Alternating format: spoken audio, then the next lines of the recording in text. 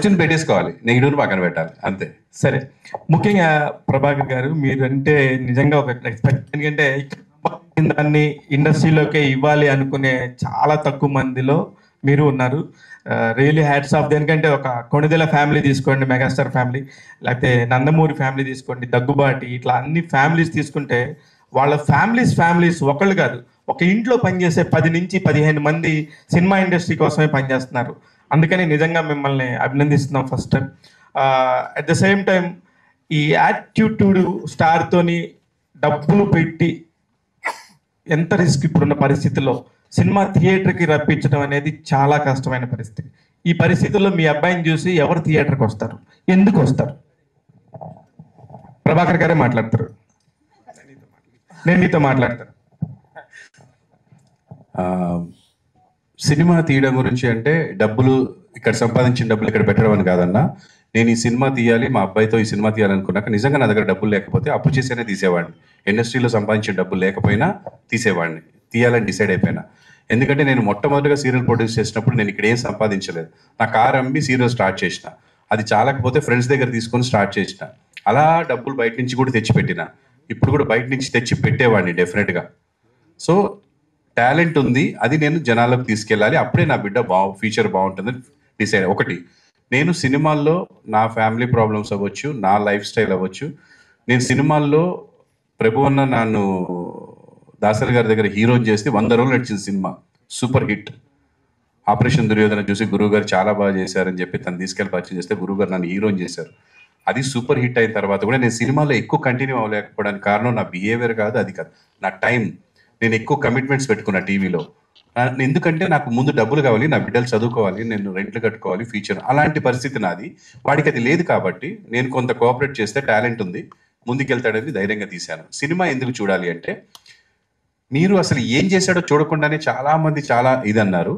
వాళ్ళు ఎందుకు చూడాలంటే, నిజంగా ఈడు ఏం చేశాడు చూడండి, వాళ్ళు అందుకు చూడాలి. నెగిటివ్. పాజిటివ్ ఏంటంటే అండి, ప్రతి వాళ్ళని ఎంకరేజ్ చేసేవాళ్ళు కొంతమంది ఉంటారండి. అంటే మీరు కరోనా టైంలో చూస్తే వాళ్ళ దగ్గర డబ్బులు లేకపోయినా ఒక ముసలి ఆవిడ వాటర్ బాటిల్స్ కొనుక్కెళ్ళి పోలీసులు అందరికి ఇచ్చుకుంటూ వెళ్ళింది. ఆవిడ జస్ట్ బెగ్గర్ అండి. సో అలాంటి పాజిటివ్ వాళ్ళు ఉంటారు. వాళ్ళు ఏంటంటే పక్క వాళ్ళు బాగుంటే చాలా హ్యాపీగా ఉంటారు కదా, అలాంటి వాళ్ళు వచ్చి మనం చెప్పినా చెప్పకపోయినా సినిమా చూస్తారు. ఇకపోతే మిగతా వాళ్ళు ఎవరైతే నన్ను ఆదరించారో వాళ్ళు, ఇప్పుడు చిరంజీవి గారిని ఆదరించే వాళ్ళందరూ చిరంజీవి గారి బిడ్డ సినిమాకి ఫస్ట్ మార్నింగ్ షో వెళ్ళిపోతారు. అలాగా నన్ను ఆదరించే ఆడపడుచులు, నా అక్క చెల్లెళ్ళు ఇంతవరకు తీసుకొచ్చారు. వాళ్ళు చూడకపోతే నా సీరియస్ అంత టాప్ రేటింగ్స్లో ఉండవు. నాకు లెటర్లు రాసేవారు ఆ టైంలో, ఫోన్స్ లేని టైంలో. ఇప్పుడంటే ఫోన్స్ వచ్చాయి, మీడియా వచ్చింది, ఇంటికి బస్తాలు లెటర్లు వచ్చేవి. సో వాళ్ళందరూ వాళ్ళ పిల్లలతోటి ఈ సినిమా చూస్తారు, నా కోసం చూస్తారు. ఫైనల్గా ఇంకా ఫస్ట్ 1-2 షోస్ అయిన తర్వాత మౌత్ టాక్, జనాలు చెప్తే చూస్తారు, అంతే, వేరే ఏమీ లేదు. చంద్రహాస్, ఇంకొకటి రిక్వెస్ట్ ఏంటంటే, మీరు అందరూ టెన్షన్ అని మా డాడీకి చెప్పకండి, ఎందుకంటే టెన్షన్ పడడానికి ఏం లేదు డాడీ. ఎందుకంటే నన్ను సినిమాలో హీరోగా చూపించలేదు నువ్వు, నన్ను బండబూతులు తిడతారు నన్ను సినిమాలో. అది చాలా ఎంజాయ్ చేస్తారు ఎవరంటే నేనంటే ఇష్టం లేని వాళ్ళు కొంచెం. సో ఆ పరంగా దెర్ ఈస్ నో టెన్షన్, దానికోసమైనా వస్తారు. ఏ విధంగా చూస్తున్నావు నువ్వు కాయిన్ కి ఒక సైడే చూస్తున్నావు, బిజినెస్ పాయింట్ అనేది ఇంకో సైడ్ ఉంది.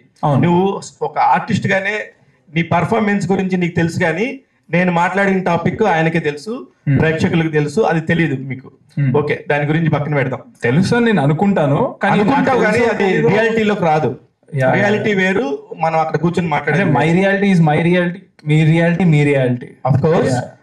అండ్ ఆల్సో ట్రోలింగ్ జరిగిన పొజిషన్ లో అంత కూర్చొని నేను ఐ మీన్ రియాలిటీ కాబట్టి దిస్ ఇస్ మై రియాలిటీ. మీ రియాలిటీలో మీ ఫాదర్ ఉన్నాడు కాబట్టి మీరు అక్కడ కూర్చున్నారు. ఆఫ్ కోర్స్ అదర్వైజ్ మీరు ఇక్కడ ఉండేవాళ్ళు కాదు. అది పక్కన పెడదాం, నాకేం మీ మీద నెగిటివ్ లేదు. ప్లీజ్ నా క్వశ్చన్ ఏనండి ఫస్ట్. ఓకే అడగండి. చంద్రహాస్ గారు, Day 1 మీరు వచ్చి స్టేజ్ మీద కూర్చున్నప్పుడు యాటిట్యూడ్ వేరు. ఈ రోజు నాకు తెలిసి 50% కట్ అయింది ప్రస్తుతానికి. ఏది 1 year గడిచిన 1 year లోనే, అంటే ఒక ఎక్స్పీరియన్స్ వచ్చిందేమో, ఒక జనాల్ని చూసుకుంటా ఇది మంచి ఇది చెడేనేమో అర్థమైందేమో అనుకున్నాను.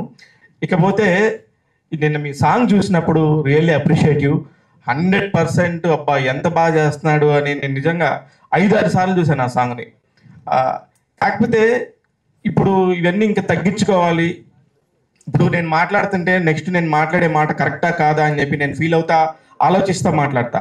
కానీ మీరు మాట్లాడేటప్పుడు మీరు అలా మాట్లాడకుండా ఇలా మాట్లాడేస్తారా అనేది నాకు అర్థం కావట్లేదు. అది నా క్వశ్చన్. సో మీరు చెప్పారు 2 years ముందుకి ఇప్పటికి 50% యాటిట్యూడ్ కట్ అయింది అది అని.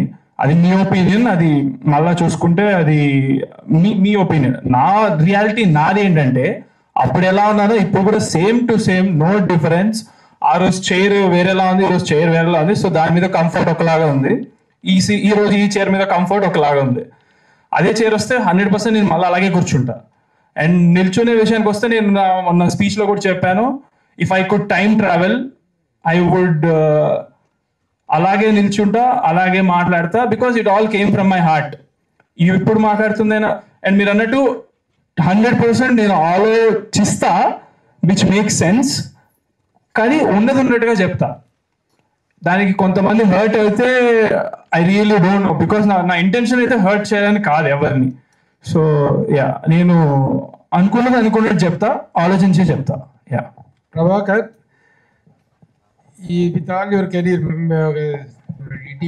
ఈటీవీ ప్రభాకర్ పాపులర్ దగ్గర నుంచి ఇప్పటి వరకు మీ జర్నీ చూస్తే the toughest time is that trolling time in your career. ఎప్పుడు అప్రిషియేషన్ తప్ప your never trolled or your never pointed out. ఆ టైంలో who are the people who stood with you, who cooperated with you, who encourage, ధైర్యం చెప్పిన వాళ్ళు ఎవరు, సపోర్ట్గా నిలబడ్డ వాళ్ళు ఎవరు, ప్రభాకర్కి బాగా అయిందే తెక్క కుదిరింది అని ఇది చేసిన వాళ్ళు ఎవరు, ఆ నిజాలు బయటపడ్డాయా, ఆ నైజాలు బయటపడ్డాయా? How you felt at the time? అంటే ఎప్పుడన్నా బాబుని ట్రోల్ చేసినప్పుడా?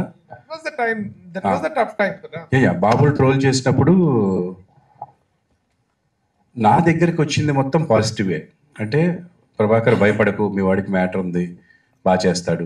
కొంతమంది ప్రభా కొంచెం చెప్పు, జనాలు అన్నట్టుగానే ఉంది, కొంచెం మీ వాడిని మార్చుకోమని చెప్పు.